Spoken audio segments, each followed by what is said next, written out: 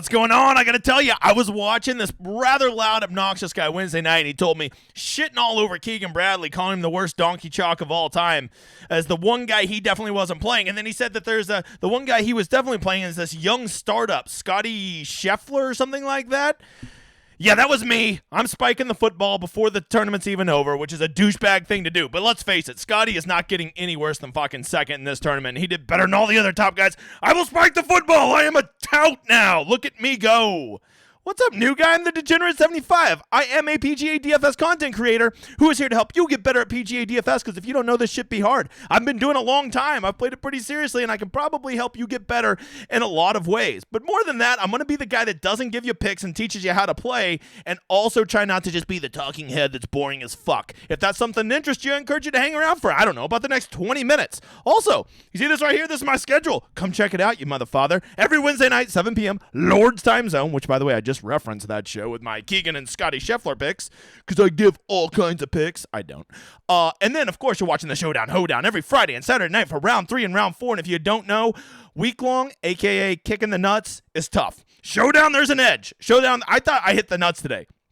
I had a really good showdown lineup, and the crazy thing is I had Hoagie in my week-longs, so it was a great day for old cheesesteak Hoagie today, but he kind of cratered my showdown lineups, which had a very legit shot of winning. Cut Sweats was telling me I had a real sweat. All right, let's get going without further ado. If you don't know, my podcast is back, but this time, season 2, it's actually going to be on YouTube and on pod. So if you don't want to look at my fucking face the whole time, well, you can just listen to it on pod. If you do want to look at this lovely face, it's going to be there. Notice that it's called the Degenerate 75 Talks Sports with Smart People, because I want to have more variety of guests on, people from the industry that I like. And as you can see, my very first guest will be Peter Overset. Had a fun little conversation with him. That will be dropping tomorrow, Sunday evening, after the Players is over. Maybe you watch it Sunday night because you're bored and you have a little hole in your heart because the Players is over, or maybe you do it Monday at work because you're not fucking working, you just need something to listen to. Be looking out for that. It is a nice little chat we had. Thanks again, Pete, for coming on. If you want to know some PrizePicks, you want to know some guys who are really good at round 4 scoring at DFS, you're going to have to wait around till the end, you sweaty bastard. And by the way, if you did not win at PrizePicks today, you need to fucking delete your account because you're a loser. I told you that they were going to roast this course today. I mean roast it. If you somehow managed to pick guys who couldn't find 4 birdies on that course, the Players didn't kick you in the nuts. You kicked you in the nuts, okay? So be hanging out looking for that. They don't have lines up yet, but we'll have a pretty good idea what it's going to be, okay? Cut Sweats, let's get over to the Cut Sweats. I have some nice 6 of 6s in the $100 single entry, the $200 single entry. We're pretty live. Last I looked, I was like 14th in the $200 single entry. A 6 of 6 has old cheesesteak Hoagie in it, has this Scotty Scheffler kid in it, but of course it has Tigala, who is, what the fuck that guy did today, I will never know. I will never know. What course was he playing? My God, Tigala, I love that guy. Maybe he'll go out tomorrow and do what Cheesesteak Hoagie did today, and I can backdoor me a little GPP. If I win a week-long GPP at the Players, there's a glitch in the Matrix. Something's going on. What's cool is, even though I'm setting 14th place, what the hell does that mean? Well, Nelson, the guy who runs Cut Sweats right here, will have all of the projected. Right now, Scheffler is hitting his approach on 18, so the round's not quite over, but as soon as it's over, he will put projections up for all of this, and I will know. I think I'll probably have somewhere like a 2 to 4% chance of winning that contest, which is a real sweat, right? That's like 1 in 25 chance of winning. I think 10,000 is first in that one. That's nice. So it lets you know. It will give you the simulations and let you know if your lineups are a real sweat or if, like, you're just cock teasing yourself because other people have better lineups that have you boxed out. Or maybe you want to know if your 5 of 6 has a chance. This is what Cut Sweats does. You can get half off your first month by using my code right there, Degenerate75. I shield 2 products that are on my website, and that is Cut Sweats and the Solver. Okay, I use them both. I love them both. I swear by them. It's awesome. Okay, I don't know why it's saying Will Zalatoris missed the cut. Pretty sure I saw his bitch ass out there. Not that he made a birdie today. Jesus, Willie. Okay, let's talk about the course today. I told you, man. It was just perfect conditions. No wind, soft course. I don't care. Any course is easy. I mean, outside of like when there's no wind and it's soft, it's just hard for pros to not tear up almost any course. Okay, it's just these courses just don't have enough protection. And I got like an inch of rain there in the Florida Ponte Vedra Beach, wherever the fuck they're at. Okay, and it was super soft out there. You could tell this morning that they were going to get this course today. At least the morning had a little bit of gust into some of the holes, but this afternoon they just died off, and these guys killed this course. Now, Why do we need to know this? Well, first of all, it gives us a pretty good idea to lets us know what's going to happen to this course whenever there's not a lot of wins. So now we've seen what happens when there is wins, like there was on Thursday and Friday. We know what happens when there aren't wins, like there was today. And so we can use that to gauge the importance of position points, okay? Let's talk about contest selection, because I got to give it up to my boys at DraftKings. You know what? I do enough bitching. Oh, Minwoo Lee just bogeyed the last hole. You hate to see it. Okay, so let's see here. They got the big 20 up to $400,000, right? $100,000 top prize. That's only 25% of first, all right? I don't normally like when they do $100,000 at Showdown because it's usually a third, but they decided to put on their big kid pants and offered a $400,000 prize pool. This one, I don't like 25% of first, but it's not disgusting. If you play in it, I still think you're kind of a joker. There's a lot better spots you could get it in, but this isn't as bad as it normally is. The 555 is what it kind of is, right? It's a third to first. Get the fuck, Polly, tell him. Get the fuck out of here. All right, this one, I got really excited when I first saw this. The $5, $60,000 prize pool, they're bumping it up. This tournament is usually the nuts, but they decided, hey, let's give a third to first. How about you go fuck yourself? How about that instead? But this is what's got me real excited. The 4max 250. This is the new thing they've been putting out on the week. I know this is above a lot of the price, the price range for that a lot of you like to play at Showdown. But man, if you're playing $1,000, this is the nuts. This is what you want to be playing in. I am so stoked that they have this out there. Great payout structure, and it's just a really good contest. Just a good contest. Of course, my baby, I'll be playing in it. The 18 max $10. You can't go wrong with that. Great payout structure. The $100 single entry, $200 single entry are good. I always love the club twirl. I wish they'd bump up the prize pool. Be careful chasing those satellites, as I've told you. Chasing satellites is a good way to burn through a whole bunch of money. For those of you that don't play higher stakes, I always love the 20 max $1, the $5 single entry, the $12 single entry, the 50 cent MME, which stands for mass multi-entry even. Those kind of tournaments. And then they even have a $1 single entry on here if you really don't play high stakes. They even have the quarter jukebox down here. The $3 3 max. There's just so many good options tomorrow, right? If you're not playing Showdown tomorrow because of contest, I don't know what the fuck you want, because they have a gamut of good choices tomorrow for any level of player that you are. So give it up to DraftKings. Give it up to DraftKings. Pretty good work. You could have made this one $500,000. I would have gave you an A, but instead you get a B plus, you motherfathers. All right, let's get to the most important thing. Of course, that's weather. If you don't know, new guy, I'm rich as fuck. I can afford the $18 a year for a windy.com, and so I get to look at 6 different projections. And as you can see, tomorrow it's going to be windy, right? All of them agree that tomorrow afternoon it's going to get a little blustery, and I guarantee you the groundskeepers are not happy that this course got fucking roasted today. So they're going to mow those greens. They're going to roll those greens. Probably going to be out there with blow dryers trying to get it as crusty as possible. And between the temperature and this wind, I think tomorrow we're going to get what we want. I think you're going to have a championship Sunday. I think an even par round from either of the winners is going to win this. I cannot see guys really chasing them down from 5 or 6 back, right? So with that in mind, I think that really is going to impact how we attack round 4 Showdown. I think placement points will have a little bit more of a value than they normally do, but once again, it is not going to be the end-all be-all. I'm not going to be the dumb shit that plays a ton of lineups that starts with 5 guys in the top 10 because I need position points. No, you don't. No, you don't. You need birdies, dipshit. The other thing I noticed is if you got almost assuredly they'll be going off in 2s tomorrow. Is it daylight savings time tonight? It's either tonight or next Saturday. What the fuck ever. But the point being is with those guys that are out there on the course the earliest, that will be when the course is the softest. And just like I told you today, one of those +2 guys was going to go break the slate today. Did I not say it yesterday? I did. Who is that guy? His name is Tom Cheesesteak Hoagie. Cheesesteak Hoagie. He's delicious, okay? I told you that was going to happen, and I promise you again, just like I called my shot today, it will happen again tomorrow. One of those guys who goes off in, I don't know, the first 10 groups or so, one of them is going to go shoot like a -6 with a birdie streak, bogey-free round, and they will be the nuts play. You will have to have them to win a GPP tomorrow. Am I telling you to go play all 6 guys in the morning? No, I'm not. No, I'm definitely not telling you that. But I am telling you, if you do not have some guys that go, at least one guy in your lineup that goes out early, one of those guys is going to go out there and break the slate. They're going to have the best conditions possible. It'll be the soft course, the greens will not be walked on, and the winds will not pick up until they're already off the course. All of those things mean that you have to rotate some of those guys that go off early into your player pool. If you don't, you're like, I'm just going to play 6 guys in the top 10 and hope nobody goes off. Somebody will shoot a -4, -5, -6 tomorrow, I promise you. And it will probably be, almost certainly, somebody who goes off early. I'm not saying the scoring average will be better in the morning, because there'll also be a lot of guys like Tigala that say, hey, fuck it, why don't I just bogey every hole? There'll be those guys too. So the scoring average, maybe not great in the morning, but the best scores will come from the morning. I promise you. Just like I told you today that you wanted to be playing those guys at +2, you get them at discounted ownership, and they're just going to fire at every flag because Cheesesteak Hoagie don't give a fuck. Okay? He's ready to get to the crab stable. So that's the weather for tomorrow. All right?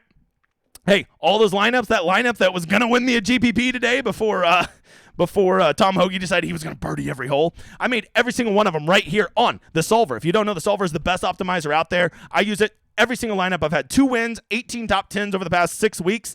Every single one of those lineups was made on the solver. Here's what's incredible about it. Not only is it going to help you make the best versions of your player pool, it's not going to cost you over $100 a month, $25 a month. Not to mention it comes with my ownership on it, and it comes with my projections for week long, aka kicking the nuts, round 1, round 2, round 3, and round 4 showdown. If you want all those projections, just make sure to use my landing page. You see the Showdown Hoedown symbol up there? Just use that whenever you sign up, and you will get access to all of that. I don't think projections are the end-all be-all, but I do think a good optimizer makes way better versions of my player pool than I ever could as a simpleton human. There it is. Let's get to the course. What do you say, brother? All right. As I told you, Scotty Scheffler just hit. It looks like he's got about 12 feet for birdie on 18. I mean, the guy's he's incredible. He's incredible. I told myself, I don't care about anything. I don't care about ownership. I don't care what wave he's in. I'm playing Scotty Scheffler this week. And you know what? Kudos to me for not being a bitch and backing out Wednesday night like I normally do. And feeling pretty good about that. I will just go ahead. I'm going to be really brave. And I'm going to tell you, I don't see any way Scotty Scheffler doesn't finish at least second place. Okay? He is going to win this tournament or finish second place. I just don't see any way around it, okay?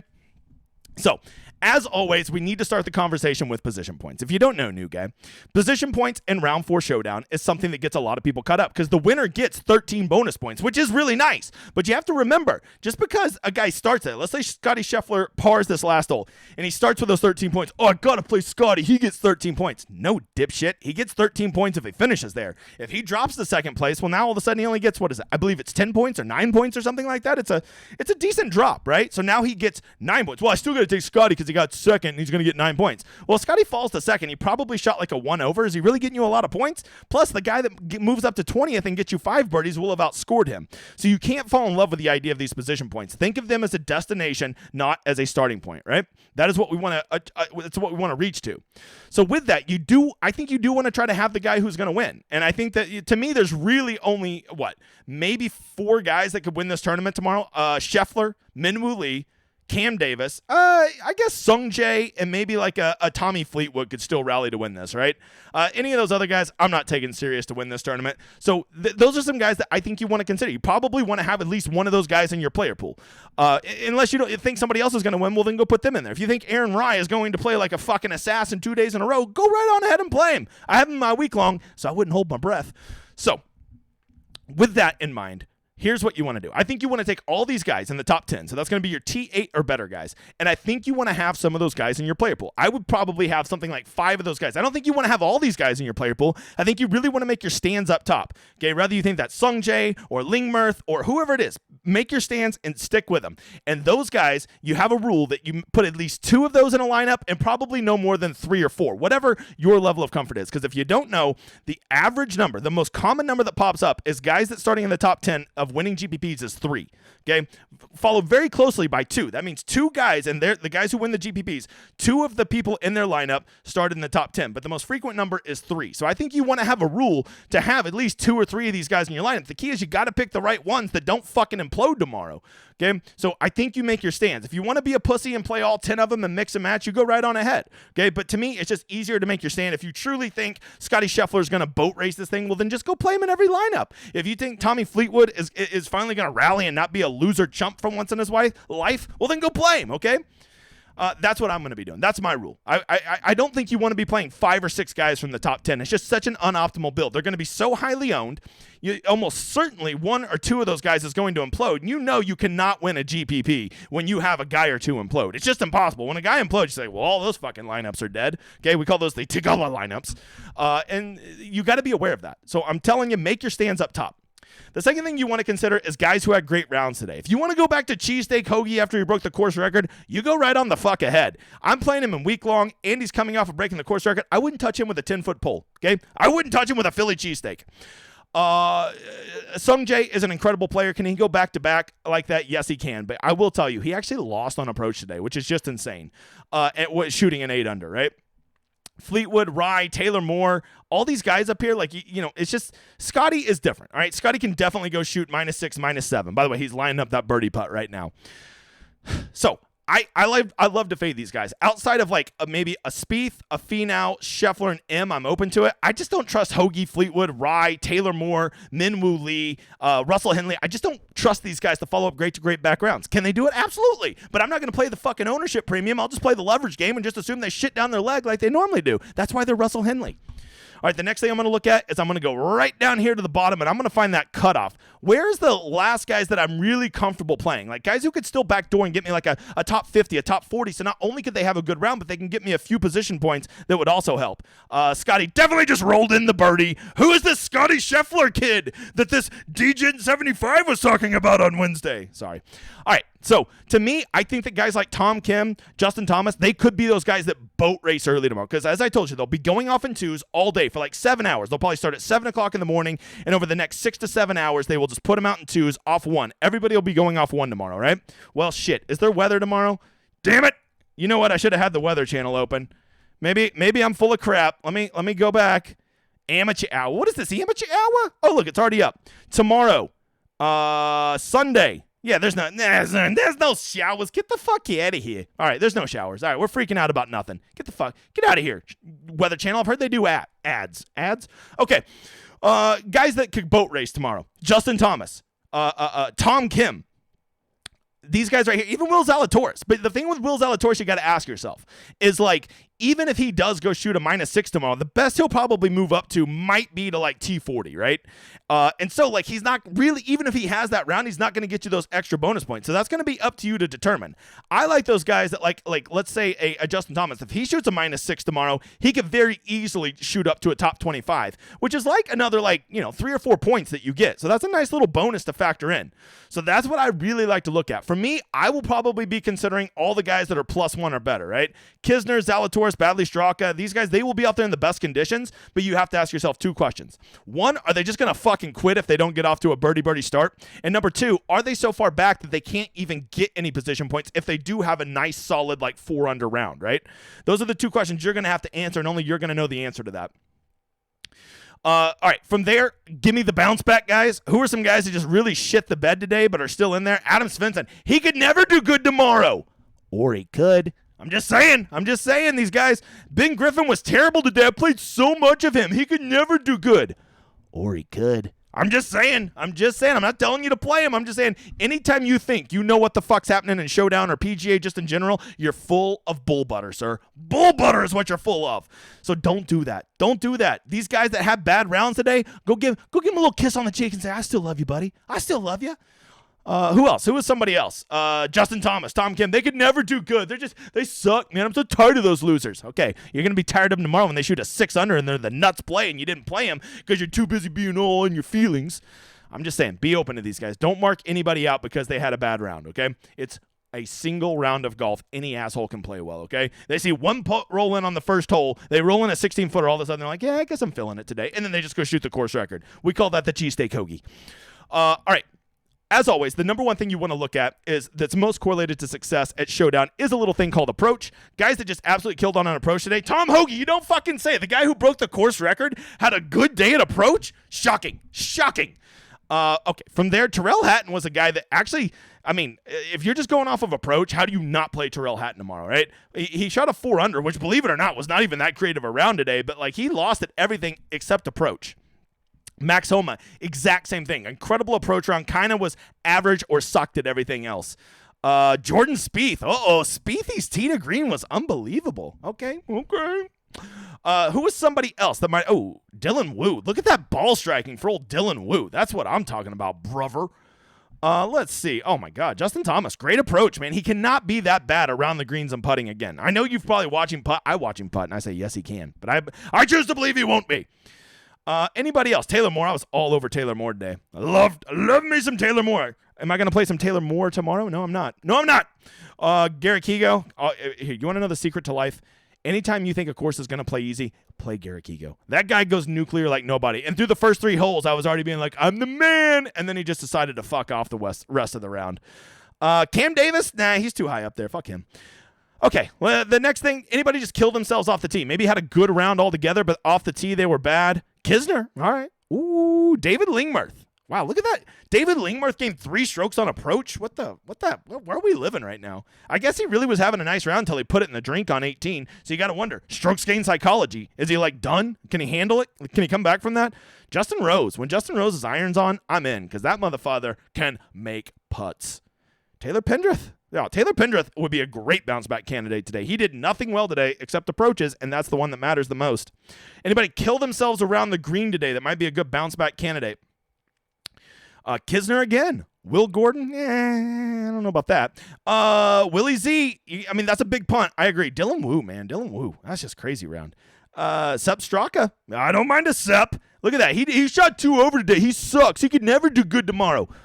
Or he could. I'm just telling you. Watch out. Watch out. One of these guys is going to break your soul tomorrow, and you're going to be like, PGA DFS is so dumb. No, you're dumb for thinking that you know anything that's going on and realizing that Showdown is about playing the game and not about luck, and the donkey dicks get punished way more. That's why it's the Lord's game. All right, you want to know those top 4 guys? You want to know those top 4 guys that are great round 4 scores? Well, I'll tell you in just a second. But before I do that, go check out my site, dgen75.com. We are the fastest growing community in all of PGA DFS. That I can assure you. It is where there are no picks, but it is a great community. It is a place where we teach you how to play the game. It is a place where we remember that PGA DFS is fun. And oh yeah, I have the best tool in all of Showdown called the Rosetta Stone with everything you need to make the most informed decisions. I'm not going to make your player pool for you. You're going to make your player pools using the same tools that I use and finding the things that lead to guys being good plays for a single round of Showdown. And that is what the Rosetta Stone does. Then I go toss it in the solver and I make really good lineups. And that's why I'm the Showdown Hoedown guy. All right, and don't forget, I'm an independent fuck, so why don't you go give the big guy a like and a follow? Maybe tell a friend, because you know YouTube ain't going to share my shit. By the way, if you didn't see, me and C and Najah did a live cut sweat this morning. I will say, it was so good, it's probably worth the watch back. Even though you know what happens, I think it's that good of a watch. Thank you all that came there. All right, let's get over those 4 guys who are really good at round 4 scoring that are good prices. Will Zalatoris, that's like the 3rd time that little dude's name's come up. Taylor Montgomery. The Hobbit, Brian Harmon. That's good news for Middle-earth. And, of course, Brennan Todd. Because when I think of round 4 scoring, I think of that ugly-ass smile. Worst smile, Brennan Todd or Cheesesteak Hoagie? That's a conundrum. All right, PrizePicks. For all of you that don't know, you're welcome for all the money you won today. If you didn't win today, quit watching my show. You're an idiot. Okay, because it was the easiest thing ever. I told you to take the overs on birdies tomorrow. Here's what I'm doing tomorrow. Afternoon, guys, I think that they got their asses handed to them, so they're going to be more aggressive. I think you're going to see 4.5, 5 birdies for a lot of guys. I think it is going to be a struggle bus for a lot of guys in the afternoon. I will probably be playing the over on strokes, especially if those strokes are something like 70, 70.5, 71, anywhere in that range. I'm going to take the over. Not on Scotty, because Scotty's a fucking alien. But on all the other slap dicks, I'll probably take the overs. I'll probably be taking the unders on birdies, especially if they're putting 5s out there. I'll definitely be taking the under on 5s, and that's what I'm going to do. I think that they're going to overreact to how the course played today, and I think that tomorrow afternoon, look at what time they go off. Look at their tee times. If they go off in the morning, they might get this course, but those guys that go out in the afternoon, I'm telling you, it's going to be struggle bus city. So I encourage you to look at their tee time and plan accordingly. The guys playing in the afternoon, they are not going to let them roast this course 2 days in a row. The course will bite back tomorrow. That I guarantee you, brother. All right, guys, I hope that you win. Let's go hit some things tomorrow. Check out cut sweats and see if you got any. But most of all, man, just believe. Believe, as my dude Ted Lasso would say. Season 3's coming. I will see you guys Wednesday for the live stream. Don't forget to go check out my pod, which drops tomorrow, Season 2. But in the meantime, just enjoy this outro, you motherfather.